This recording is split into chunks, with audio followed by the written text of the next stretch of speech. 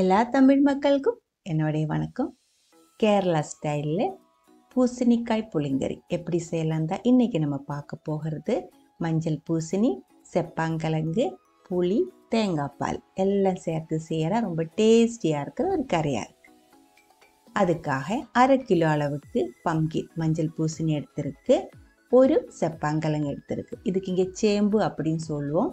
இது அப்ராக்சிமேட்டாக ஒரு 200 கிராம் அளவுக்கு இருக்கும். 4-5 பச்சை மிளகாய், 2 தக்காளி, கொஞ்சம் கருவேப்பிலை.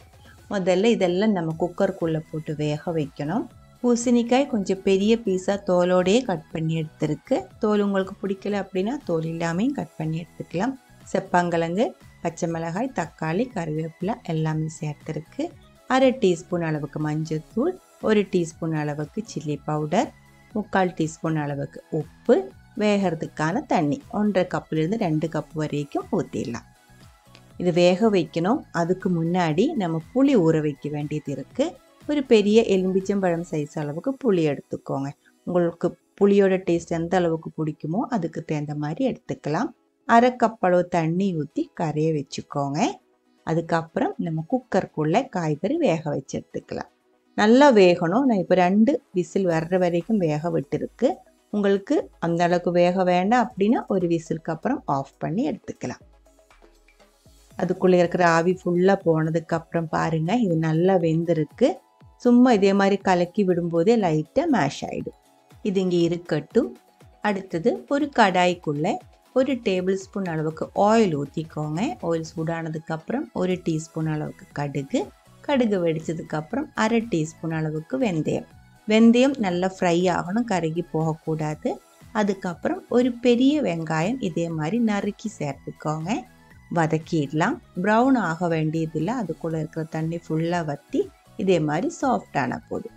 இதுக்குள்ளே 1/2 டீஸ்பூன் ஃபுல்லாகவே தனியா பவுடர், கூடவே 1 டீஸ்பூன் அளவுக்கு சில்லி பவுடர் கூடி சேர்த்துருக்கு. மஞ்சத்தூள் தேவையில்லை, நம்ம காய்கறி வேக வைக்கும்போது அதுக்குள்ளே சேர்த்துருக்கு.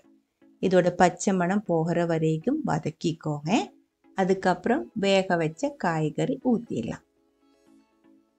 இது கூடவே கரைய வச்சு எடுத்துருக்கிற புளி கூடி சேர்த்துக்கோங்க. அதுக்கப்புறம் தேவையான அளவுக்கு உப்பு கூடி சேர்த்து நல்லா கலக்கி விட்டுடலாம். தண்ணியோட அளவு கம்மியாக இருக்குது, கட்டியாக இருக்குது அப்படின்னா அதுக்கு தகுந்த மாதிரி கொஞ்சம் தண்ணி கூடி ஊற்றி நீங்கள் அட்ஜஸ்ட் பண்ண வேண்டியது இருக்கும். அதிகமாக இருக்கா அப்படின்னா அதுக்கு தகுந்த மாதிரி கொஞ்சம் அதிக நேரம் கொதிக்க விட்டு தண்ணி கொஞ்சம் கிரேவி கொஞ்சம் திக்காக வர்ற வரைக்கும் கொதிக்க விடணும். இப்போ 2-3 நிமிஷமாக நல்லா கொதிச்சுட்டு இருக்குது. உப்பு புளிப்பு எல்லாமே கரெக்டாக இருக்குது. இந்த டைமில் தீ ரொம்ப கம்மி பண்ணி வச்சுக்கோங்க. அதுக்கப்புறம் 1/2 கப்பிலிருந்து 3/4 கப்பு வரைக்கும் கட்டியாக இருக்கிற தேங்காய் பால், 1ஆம் பால் தான், 3/4 கப் அளவுக்கு நான் இப்போ ஊற்றி இருக்குது. தீ ரொம்ப கம்மி பண்ணி தான் வச்சுருக்கு. நல்லா கலக்கி விட்டுக்கோங்க. தேங்காய் பால் ஃபுல்லாக இதுக்குள்ளே நல்லா கலரட்டும். அது வரைக்கும் மிக்ஸ் பண்ணுங்க. நல்லா கலந்ததுக்கப்புறம் கொதிக்கிறதுக்கு முன்னாடி தீ ஆஃப் பண்ணிடலாம். இது ஆறும்போது இன்னும் கொஞ்சம் கூடி இது கட்டியாக மாறிடும். இதே மாதிரி இது இப்போ பாதி ஆறி இருக்குது. இதோட திக்னஸ் இந்த மாதிரி தான் இருக்குது. ரொம்ப டேஸ்டியாக இருக்கிற வித்தியாசமாக இருக்கிற மத்தங்காய் புளிங்கரி அப்படின்னு சொல்லுவோம் மலையாளத்தில். மத்தங்காய் அப்படின்னா மஞ்சள் பூசணி தான்.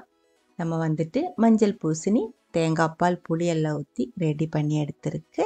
இந்த ஒரு ரெசிபி உங்களுக்கு பிடிச்சிருந்தா கண்டிப்பாக ட்ரை பண்ணி பாருங்கள். அதுக்கப்புறம் உங்களுடைய கமெண்ட்ஸ் எல்லாம் சொல்லிடுங்க. இந்த சமையல் பிடிக்கிற ஃப்ரெண்ட்ஸுக்கு மறக்காமல் ஷேர் பண்ணி விட்டுக்கோங்க. நீங்கள் இது வரைக்கும் நம்ம சேனலுக்கு கொடுத்துட்ருக்கிற சப்போர்ட்டுக்கு ரொம்ப ரொம்ப நன்றி. உடனே பார்க்கலாம் இன்னொரு ரெசிபியோட. அது வரைக்கும் வணக்கம்.